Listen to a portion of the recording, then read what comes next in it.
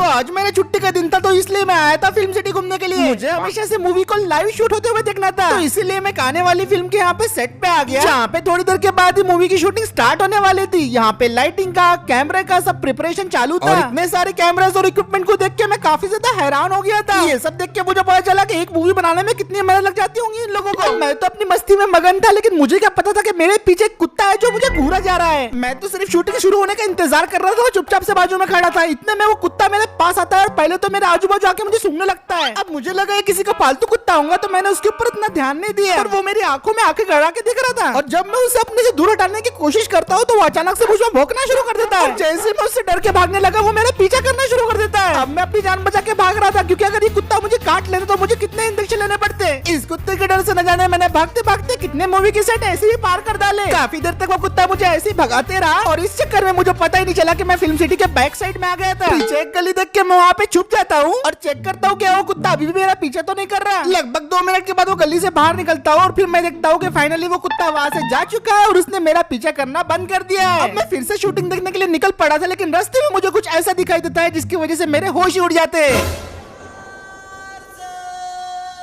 मेरे सामने खड़ी थी टार्ज़न द वंडर कार। इसका नंबर देख के मैं इसे तुरंत पहचान गया था, पर इस गाड़ी की हालत कुछ ज्यादा ही खराब थी। इसके ऊपर जगह जगह जंग लगा हुआ था, ओरिजिनल पेंट उड़ चुका था और इस गाड़ी के आधे से ज्यादा पार्ट तो बिल्कुल मिसिंग थे और ये बिल्कुल कूड़े के साथ पड़ी हुई थी। ये सब देख के मुझे बहुत बुरा लगता है, क्योंकि इस गाड़ी के साथ मेरी बचपन की यादें जुड़ी हुई थी। अब ये गाड़ी को जब मैं देख रहा होता हूँ, तो इतने में वहाँ पे फिल्म सिटी के सिक्योरिटी गार्ड मेरे पास आते हैं और मुझे बोलने लगते हैं, लड़के क्या कर रहे हो तुम यहाँ पे? तुम जानते हो यहाँ पे आना अलाउड नहीं है। मैं उन्हें बताता हूँ कि मैं तो यहाँ पे गलती से आ गया था और मैं तो बस इस कार को देख रहा था। फिर उसके बाद मैं सिक्योरिटी गार्ड से सवाल करता हूँ कि क्या ये वही गाड़ी है जो Tarzan the wonder car movie में इस्तेमाल हुई थी? हाँ बिल्कुल, यही तो गाड़ी मूवी में इस्तेमाल हुई थी। मैं उनसे बोलता हूँ अगर ये मूवी वाली गाड़ी है तो इसका ये हाल क्यों होके रखा है? तो वो सिक्योरिटी गार्ड मुझे बताते हैं कि मूवी के बाद इस गाड़ी को कई बार ऑक्शन में बेचने की कोशिश की गई, लेकिन इसकी कीमत इतनी ज्यादा थी कि किसी ने इसे नहीं खरीदा और उसके बाद फिर मूवी वालों ने इस गाड़ी को सड़ने के लिए ऐसे ही छोड़ दिया। और टार्ज़न की ऐसी दुख भरी कहानी सुन के मुझे बहुत ज्यादा बुरा लग रहा था और तभी मेरे दिमाग में ख्याल आया कि क्यों ना मैं अपनी पुरानी यादों को वापस लेके आऊं। तो मैं उन सिक्योरिटी गार्ड से बोलता हूँ कि क्या मैं इस गाड़ी को अपने साथ लेके जा सकता हूँ? मैं इस गाड़ी के लिए पे करने के लिए तैयार हूँ। ये सुन के वो मुझे गार्ड बोलता है, हाँ वैसे भी ये गाड़ी पड़ी पड़ी यहाँ पे सड़ी रही है, एक काम कर भाई लेके जा, पे करने की भी जरूरत नहीं तुझे। ये सुन के मैं उन्हें थैंक यू बोलता हूँ और उसके बाद तुरंत अपने दोस्त को फोन लगा लेता हूँ ताकि वो इस गाड़ी को यहाँ से ले जाने के लिए ट्रक ले आए। और 15 मिनट इंतजार करने के बाद मेरा दोस्त फाइनली अपने बड़े से ट्रक को लेके आ जाता है और अब टाइम आ गया था टार्ज़न को हमारे ट्रक के ऊपर लोड करने का। फिर उसके बाद मैं और मेरा दोस्त मिलकर टार्ज़न को ट्रक के ऊपर लोड कर लेते हैं और मैं फाइनली चेक करता हूँ कि टार्ज़न ट्रक पे अच्छे से बंधी हुई भी है कि नहीं। सब कुछ कंफर्म होने के बाद मैं अपने ट्रक में बैठ गया था और फिर मैंने अपने दोस्त को बोला कि चलो भाई अब सीधा मेरी वर्कशॉप में ले चलो। उसके बाद मेरा दोस्त ट्रक को स्टार्ट कर देता है और उसके बाद फिर हम दोनों टार्ज़न को लेके निकल पड़ते हैं फिल्म सिटी से। अब ये टार्ज़न को मैं पहले जैसा बनाने के लिए काफी ज्यादा एक्साइटेड था, क्योंकि मुझे एक्सयूवी को रिस्टोर करके 20 लाख से ज्यादा का प्रॉफिट हुआ था और भिखारी को जब मैंने किडनैपर से बचाया तो मुझे 1 करोड़ रुपए मिल गए थे। तो मैं बिना किसी की टेंशन के इसके ऊपर वर्क कर सकता था।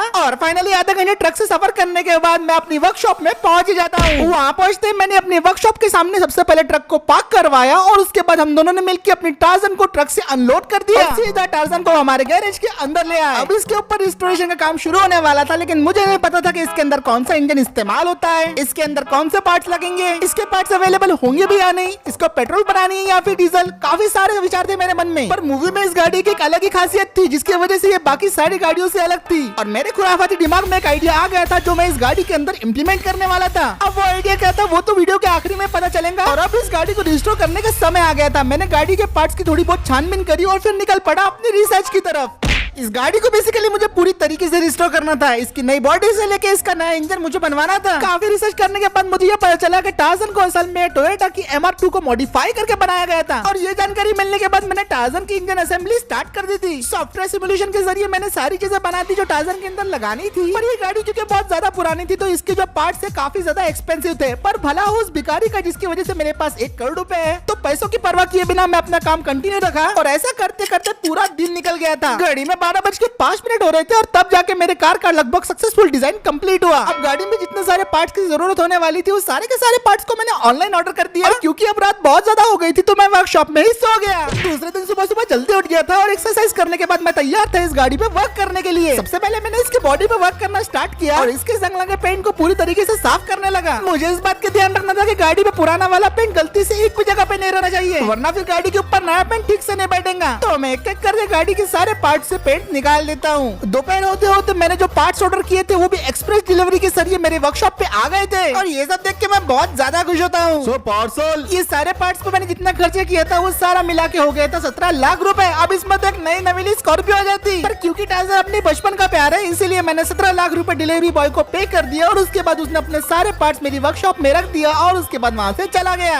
अब इस गाड़ी को नया बनाने के लिए मुझे जिन जिन चीजों की जरूरत थी वो सारे के सारे मेरे पास थी। नए इंजन कंपोनेंट से लेके नया पेंट अपने पास आ चुका था, तो फिर से मेरा काम शुरू हो जाता है इसके ऊपर। इसके बाद मैंने टार्जन के ऊपर बॉडी वर्क करना स्टार्ट कर दिया था। खराब बॉडी पार्ट्स को मैंने रिप्लेस कर दिया और जो बॉडी पार्ट रिप्लेस नहीं हो सकते थे मैंने वहाँ पे अपनी कारीगरी चलाई और एक एक करके मैंने बॉडी पार्ट्स के सारी चीजों को फिक्स कर दिया। उसके बाद बारी थी गाड़ी के अंदर नया इंजन लगाने की। मैंने इसके अंदर रियल व्हील ड्राइव सिस्टम लगाया, उसके साथ एक पावरफुल ब्रेकिंग सिस्टम और साथ में टर्बो चार्जर भी ऐड कर दिया। अब सारी जरूरी चीजें तो इसके अंदर लग गई थी और गाड़ी चलने के लिए तैयार भी थी, पर मैं इसे कोई मामूली गाड़ी नहीं बना रहा था। ये गाड़ी सचमुच के टार्जन की फील्ड है, इसलिए मैंने इसके अंदर कुछ ऐसे सेंसर्स और ऐसी एआई लगाई थी जो आगे जाके बहुत ही ज्यादा काम में आने वाली थी। इसके अंदर मैंने यूज करी है टेस्ला एआई टेक्नोलॉजी और 17 लाख रुपए में से 10 लाख रुपए इसी टेक्नोलॉजी के ऊपर लगे थे। और फिर ऐसे ही हमारे टार्जन के ऊपर लगभग 2 हफ्ते तक ऐसे ही काम चलता रहा। 2 हफ्ते मैंने वर्कशॉप में गुजारे और जो दूसरे गाड़ियों को रिस्टोर करने के प्रोजेक्ट मेरे पास आ रहे थे वो बबलू मैकेनिक को मैं दे रहा था, लेकिन 50% एडवांस मैं भी रख रहा था। फाइनली 3 हफ्ते और काफी सारी मेहनत मशक्कत करने के बाद हमारी टार्जन रेडी हो गई थी।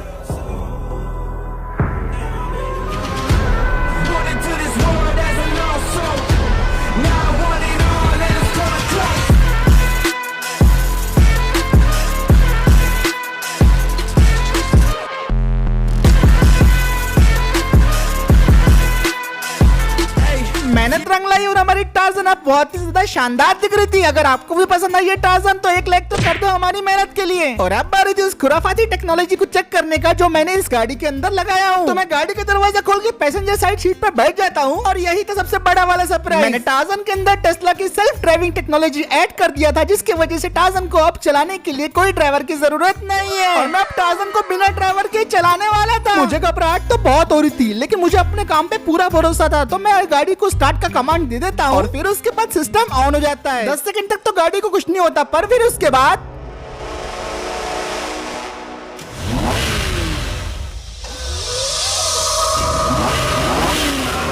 टार्जन खुद ब खुद ड्राइव करना शुरू कर देती है और सक्सेसफुली गैरेज से बाहर मुझे ले आती है। गैरेज से बाहर निकलते ही हमारे सामने सबसे पहले एक मोड़ था और वो मोड़ पे एआई बहुत अच्छा परफॉर्म करती है और बिल्कुल टार्जन स्मूथली टर्न ले लेती है बिना किसी रुकावट के और फिर हमारी रोड पे एंट्री हो जाती है। अब हम ट्रैफिक बड़े रोड पे आ गए थे और मुझे बहुत ज्यादा डर लग रहा था और टार्जन लगातार अपनी स्पीड बढ़ाए जा रही थी। मेरे लिए यकीन करना मुश्किल था कि भाई टार्जन खुद ब खुद चल रही है। मैं बार बार स्टीयरिंग व्हील की तरफ देख रहा था, जब स्टीयरिंग व्हील खुद ब खुद मूव हो रहा है तो मुझे अजीब सा ही लग रहा था। पूरे ट्रैफिक को बहुत अच्छे से हैंडल कर रही थी, मुझे लग ही नहीं रहा था कि एआई के जरिए कार ड्राइव हो रही है। इस गाड़ी ने 100 की स्पीड को कब क्रॉस कर लिया मुझे खुद ही पता नहीं चला। और जब टार्जन को सामने से निकलने के लिए कुछ जगह नहीं दिखी तो वो रोड से नीचे उतर गई और उसके बाद उसने सक्सेसफुली इस रोड को क्रॉस भी कर लिया। और फिर मैंने इसकी एआई को बोल के टार्जन का हॉर्न भी बजवाया। और भाई साहब ये सारी चीजें होने के बाद मेरी बचपन की यादें पूरी तरीके से ताजा हो गई थी। टार्जन तो अब हमारी फुल टू फुल रिस्टोर हो गई थी, पर इस टार्जन का अपने को करना क्या चाहिए ये आपको बताना है कमेंट सेक्शन में। इस वीडियो पे अगर 2000 कमेंट और 10,000 लाइक आ जाते हैं तो इस टार्जन को अपन अपने पास ही रखेंगे, वरना हमें भी इस टार्जन को ऑक्शन ही करना पड़ेगा। इसी के साथ आज का वीडियो फिर अपना यहीं पे खत्म होता है। अगर वीडियो पसंद आया है तो लाइक शेयर सब्सक्राइब जरूर कर देना और टार्जन के लिए एक लाइक तो करके ही जाना और मैं मिलता हूँ आपसे अगले वीडियो में।